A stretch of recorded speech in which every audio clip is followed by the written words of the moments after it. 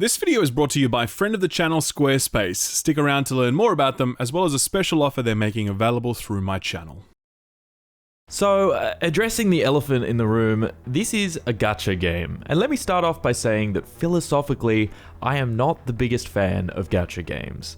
This idea that the unlocking of core game components like characters and gear are gated by what is ostensibly a monetized infinite loot box. They're inherently predatory and a poor premise upon which to base your game's main progression.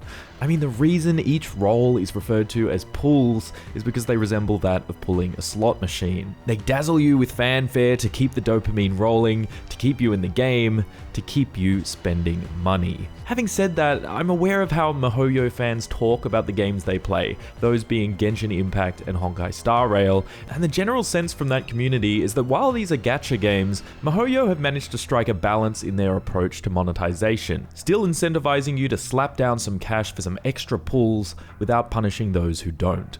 It is perfectly possible to play Mihoyo games without spending a dime, and while you may run into some difficulty toward the endgame, you're still able to have a fulfilling experience. And this is something I can attest to based on my time with Genshin Impact at launch. Regardless of how we might feel about this business model, the reality is that Mihoyo games are too big to ignore. The level of success they've achieved has had a transformative impact, with multiple games trying to emulate the Mihoyo model, often with very mixed results. We've never reviewed a Mihoyo game on this channel, and given that Zenless Zone Zero has just launched, we figured this would be a good opportunity to do just that. So that's what I'm going to do. I'm going to review Zenless Zone Zero. I'm going to review it as I would any other game, but I'm also going to take a detailed look at the gacha business model that underpins it. I've now played through the campaign and endgame during a pre-release build, and have also reached the end of Chapter 1 in the live game. Having now spent a collective 40 hours with this, I can confidently say that as a video game, ZZZ is a great time. This is a unique blend of JRPG storytelling, spectacular character action combat, and a sprinkle of board game strategy. The main story is not bad, but this is a game defined less by its narrative substance and far more for its impressive presentation, gameplay variety, and balls-to-the-wall action. Combat feels genuinely incredible. It's fast, stylish, and allows for great skill expression if you're inclined to pursue that, aided by meaningful buildcraft that rewards you for finding synergies between a diverse range of character kits and items. Its arcadey structure and lower stakes won't appeal to everyone, but I've personally found that more constrained experience and light-hearted tone rather refreshing. On the monetization front, Mihoyo have also made a number of concessions to alleviate the perils of the gacha model, which makes this a pleasant experience for even those unwilling to pay a cent, but your experience will vary greatly, because at the end of the day, this is still a gacha game, and that should be kept firmly front of mind. That's why I haven't titled this as a recommend, despite how positively I feel about everything else this game offers. Zenless Zone Zero is a cool game built on a shitty business model. If hearing that is enough for you to write this off immediately, then that's honestly perfectly justified. But if you're curious about why Mihoyo's gacha games have found such widespread success, then stay tuned until the end to determine for yourself whether the good outweighs the bad. Leave it to me! Press on K22! Maximum firepower! And the winner is...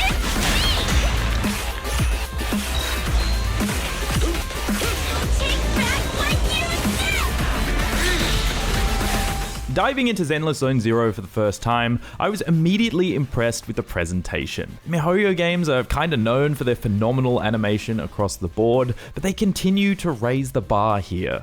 Fully animated cutscenes are semi-regular, you'll get one every few missions or so, and when they do appear, they're very high quality, smooth, bouncy, bordering on overacting most of the time, but a joy nonetheless to watch. Some of the action sequences in particular go so hard on the framing and choreography, genuinely awesome to behold.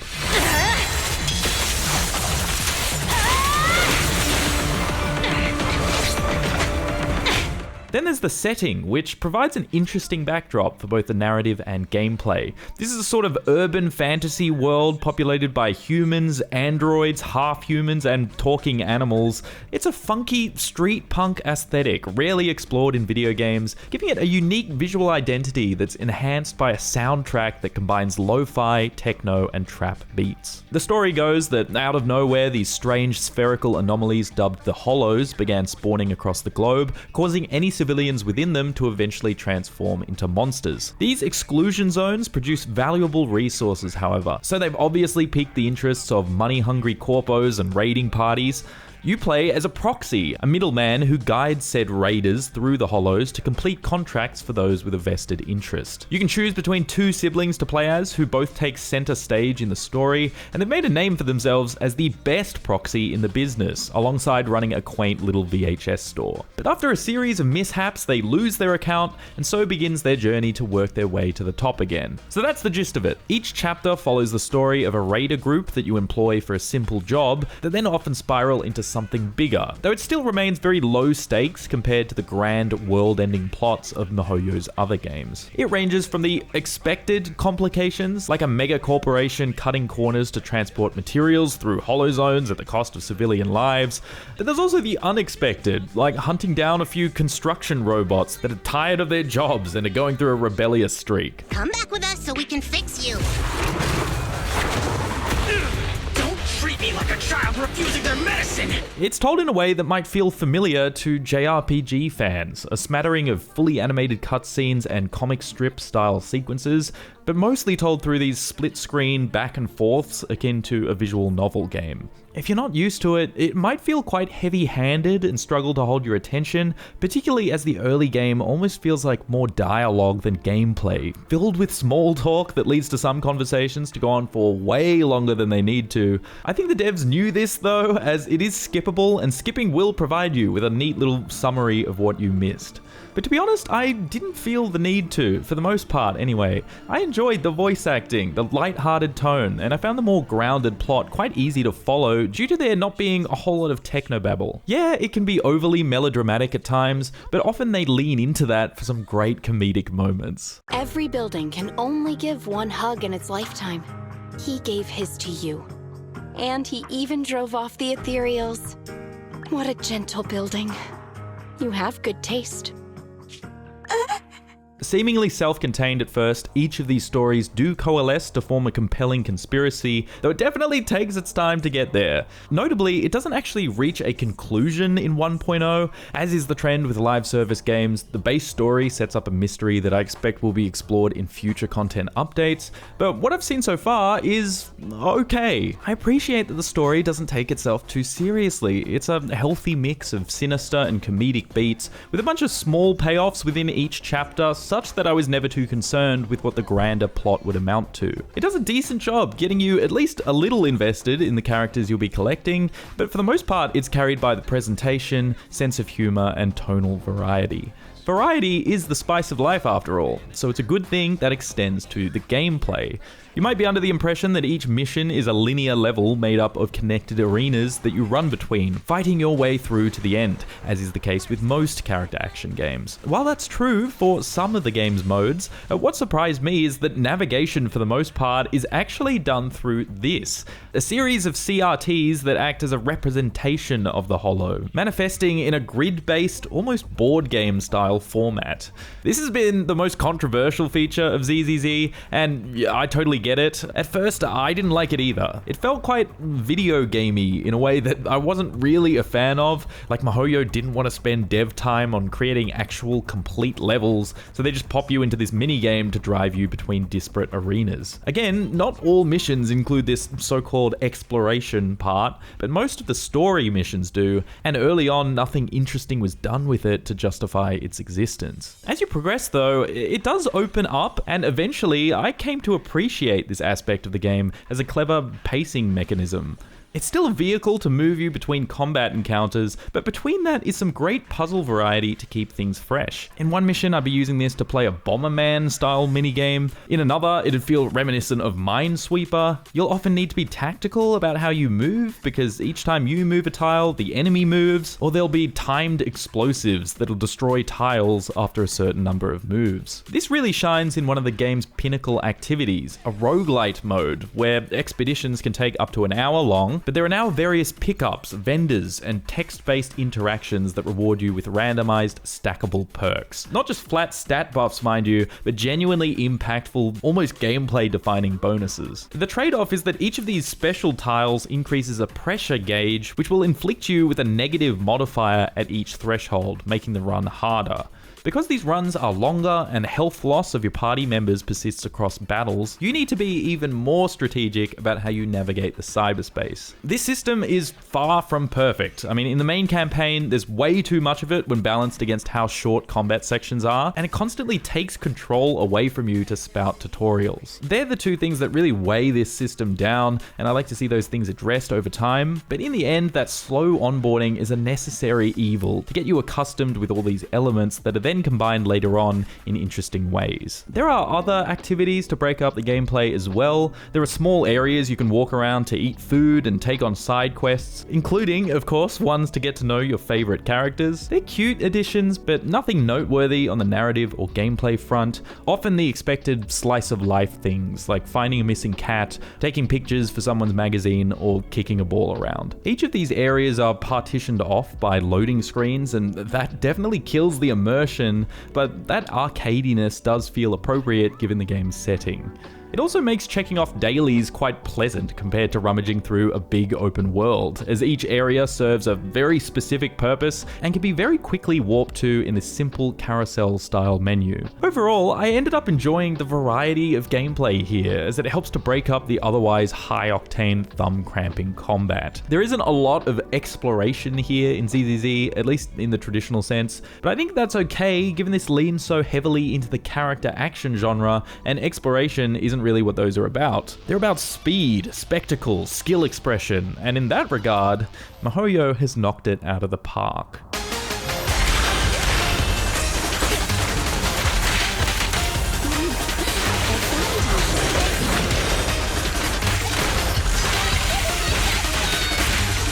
Where Genshin shot for the moon with open world adventure and Honkai pivoted to turn-based strategy, Zenless is more comparable to character action games like Bayonetta or Devil May Cry. Combat is the shining star here. It's about stringing together combos, keeping up the pressure, never giving your enemy a single beat to breathe. It moves blazingly fast, it looks spectacular, and it sounds incredible too.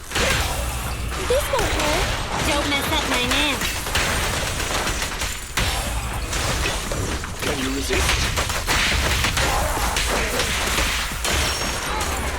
In an interview with IGN, the producer, Zhenyu Lee, mentions that he's played thousands of hours of Street Fighter and that was one of the biggest inspirations for the combat.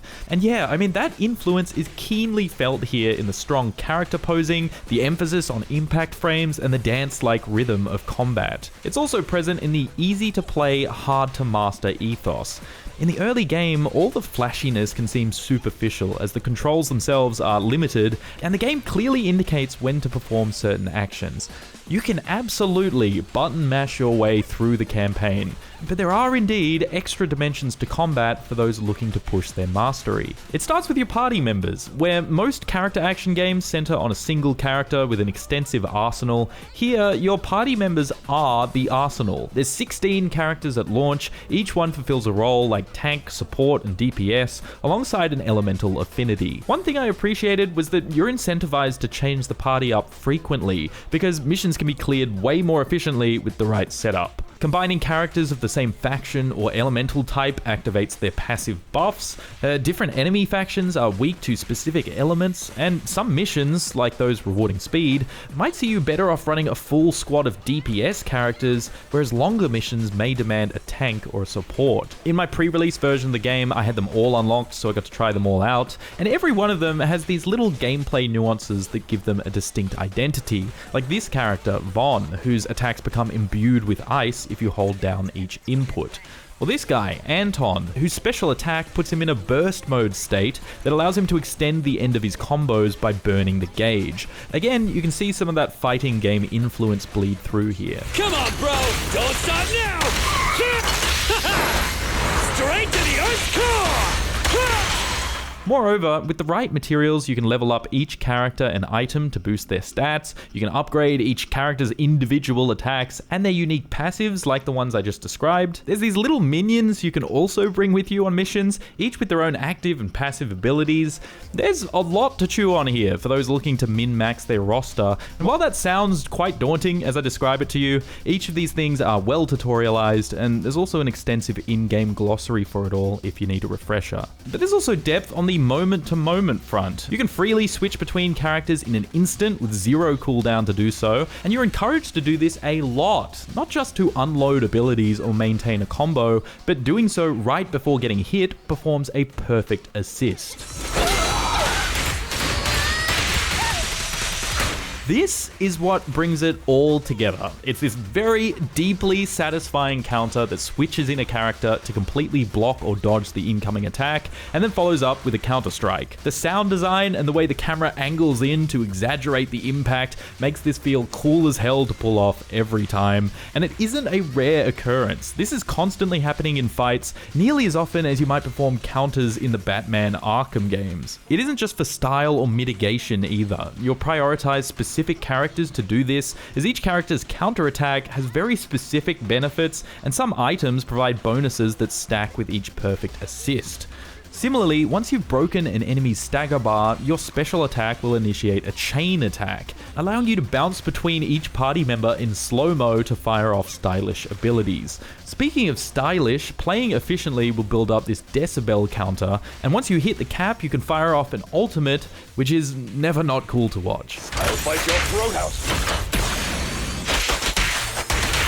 All this happens without skipping a beat. Character animations blend so beautifully, switching between characters mid-combo and during assists is seamless, with melee characters warping to enemies to reduce downtime. The visual overload is a lot, but as you get to grips with the combat, it becomes easier to pass, and you enter a sort of flow state, chaining attacks while listening out for those sound cues or brief orange flashes to counter. So this isn't just button mashing masked by fancy animations. There are deliberate decisions being made here in both the moment-to-moment gameplay and the build craft. Like one time, I equipped a character with an item that ramped up damage on her ultimate for every chain attack she performs, so I'd prioritize switching to her for those. No restrictions! Fire as well! Another time, I had an item that boosted ice damage after freezing and shattering an enemy. So naturally, I put two ice characters on the team, equipped them both with that item, and they were able to massively stack that buff between each other.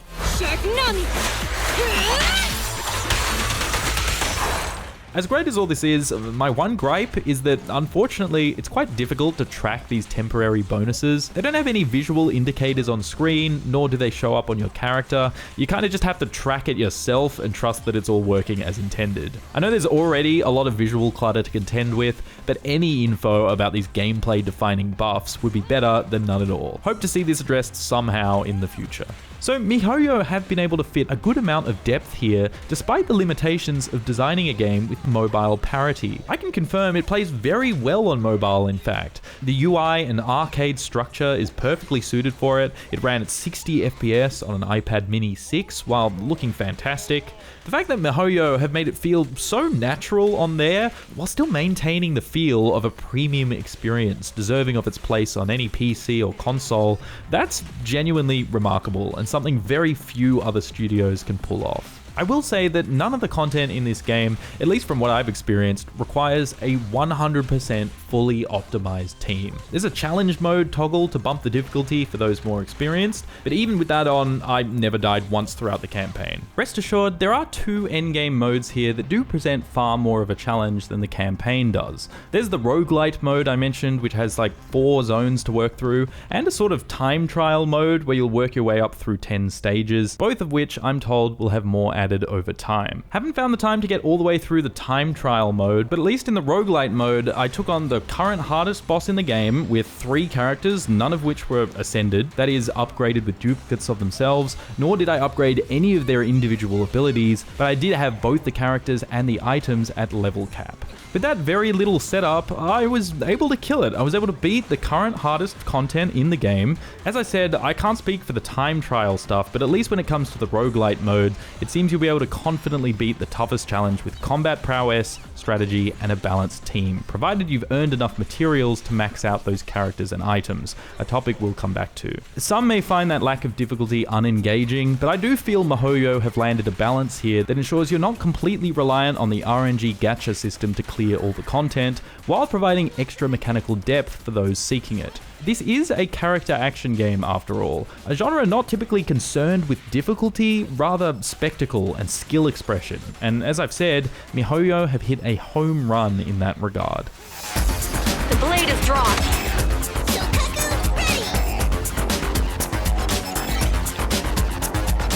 Finally, before we wrap up, let's talk about how monetization works in this game and how that influences the gameplay loop. I'll be getting a bit in the weeds here, but I think it's important to understand exactly what to expect. So the idea here is that outside of the campaign, you'll be doing a range of activities that reward you with upgrade materials and XP to level up your characters and items. All that stuff is earned from playing the game, it's deterministic, not reliant on RNG. Activities will also yield a currency that you can convert into pulls. With the amount of currency you earn, you can reasonably expect about 1 pull every few missions. This is how you unlock most characters and items, but a number of them are unlocked for free by just playing through the campaign. The kicker is that drops are categorized by rank. Characters are only A rank and above, so they're relatively rare.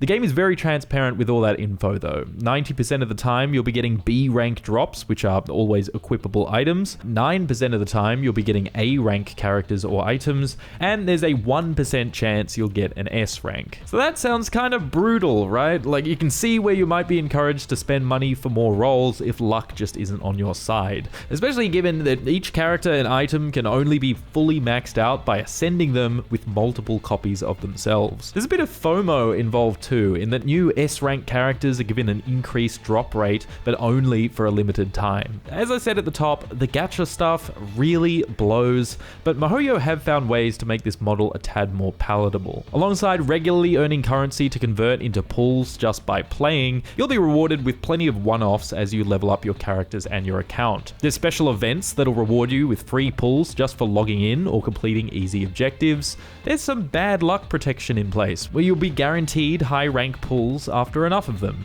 Each of these drops also come with another currency that you can then use to get more pulls. So, for reference, by the time I reached the end of Chapter 1 in the live game, which is about 10 to 15 hours of playtime, I was able to earn well over 100 pulls all up.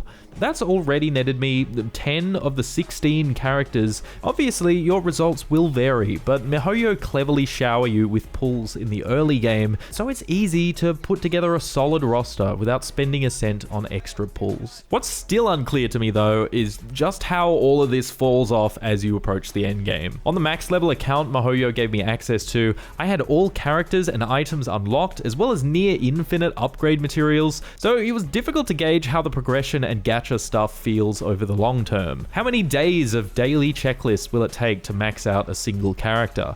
Will Mihoyo push you to spend by releasing new content that does require those fully optimized teams? Some activities also have a daily or weekly lockout, like this VR training mode that has an energy cost, so you can only do a limited number of those per day, but you need to do these to keep increasing the level caps of each character and to farm XP to progress the story. And then of course, how much does it cost to skip all that stuff entirely? The gacha model preys on your impatience, your envy, your FOMO, all of it. So despite Mihoyo's efforts to mask or alleviate that tension, ZZZ is not devoid of all of that. I'm sure you'll eventually fall into that familiar, perhaps monotonous loop to keep up in the endgame by checking off dailies and weeklies ad nauseum. But if you approach this casually, I think you'll still have a pleasant time with this over the long term without paying a dime. I mean, before you even reach that endgame, there's 40 plus hours of decent story here with high production value, charming characters to meet, diverse diverse activities to keep things fresh,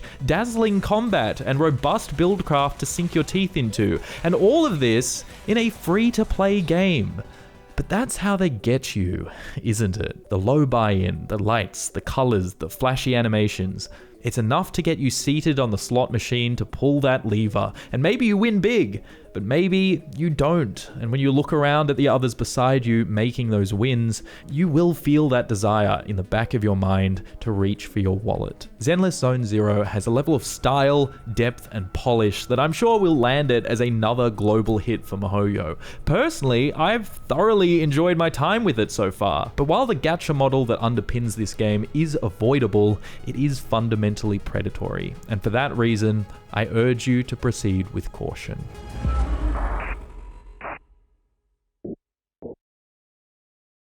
Are you an artist, photographer, or someone who works in the visual mediums? If so, I'm jealous of you. I wish I had skills like that. Imagine being able to draw something and it not look terrible.